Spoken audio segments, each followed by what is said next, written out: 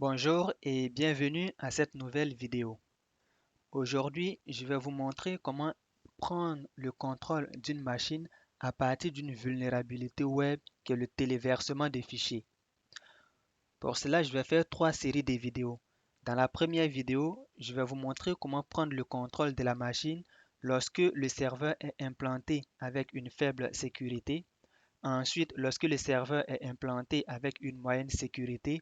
Et enfin, lorsque le serveur est implanté avec une grosse sécurité. Commençons lorsque le serveur est implanté avec une faible sécurité. Donc, vous arrivez sur une page Internet, on vous dit de téléverser un fichier de type image. Donc, tout de suite, vous allez téléverser un fichier de type image et ça fonctionne. Essayons d'afficher le contenu de notre fichier ou encore de notre image.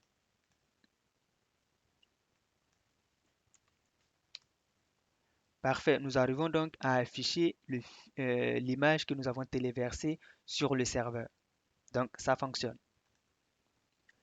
Essayons de téléverser un fichier qui n'est pas un fichier image. Alors là, je vais téléverser un fichier de type test et là, je constate que ça fonctionne. Donc là, je télécharge un fichier de type image, ça fonctionne. Je télécharge un fichier de type test, ça fonctionne également. Tout simplement parce que le serveur a été configuré avec une faible sécurité. Peut-être par manque de budget pour ces personnes-là, ils ont décidé d'implanter une faible sécurité ou tout simplement peut-être parce que le serveur a été mal configuré. Donc, c'est plutôt une bonne nouvelle pour nous. Donc, nous avons la possibilité de téléverser n'importe quel type de fichier et le serveur l'accepte. Donc, ce que nous allons faire, nous allons tout simplement aller créer un fichier malveillant, c'est-à-dire nous allons créer un backdoor que nous allons téléverser sur le serveur et qui va nous permettre de prendre le contrôle donc, du serveur à distance.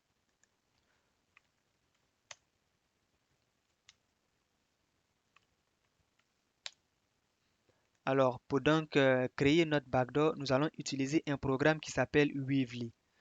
Donc, Weavly, c'est un programme qui nous permet de créer des backdoors en PHP.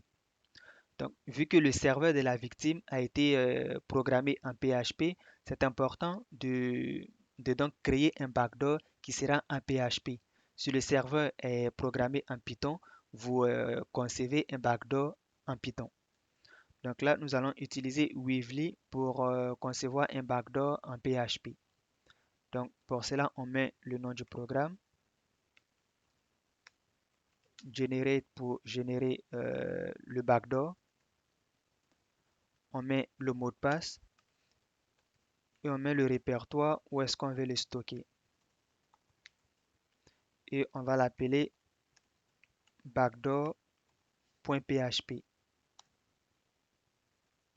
Alors, le backdoor a bien été généré avec le mot de passe que nous avons entré. Donc, une fois cela fait, nous allons retourner sur le site internet de notre victime. Nous allons téléverser notre fichier malveillant que nous avons créé, qui est donc le backdoor.php.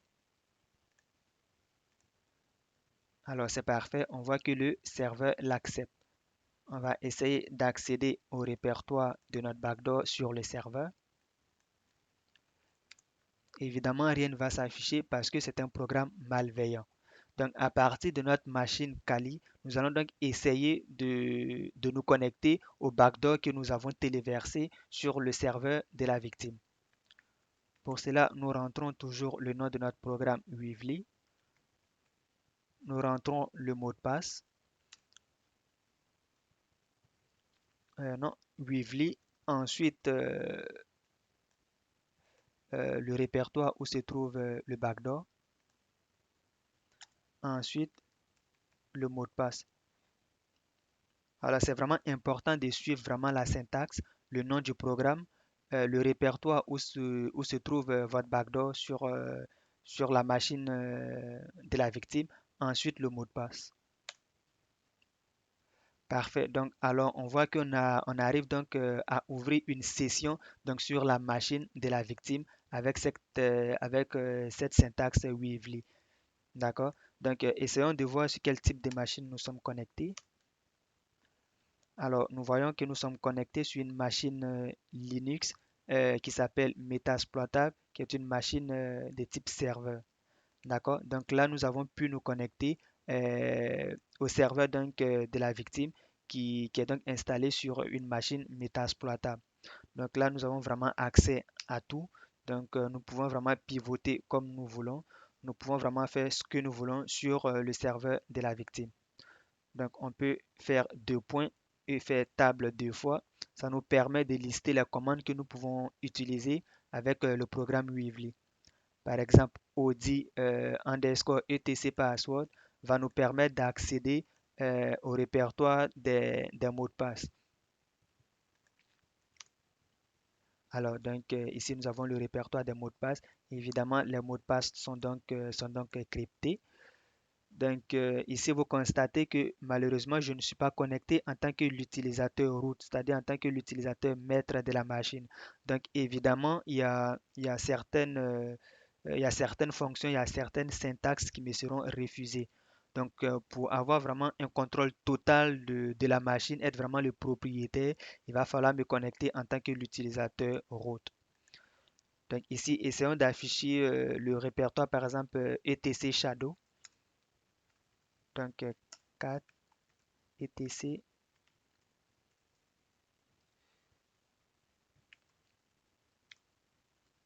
Alors, vous voyez ici, on me dit permission denied. Donc, la permission m'a été refusée. J'ai pas donc les autorisations pour pouvoir donc ouvrir le fichier etc shadow.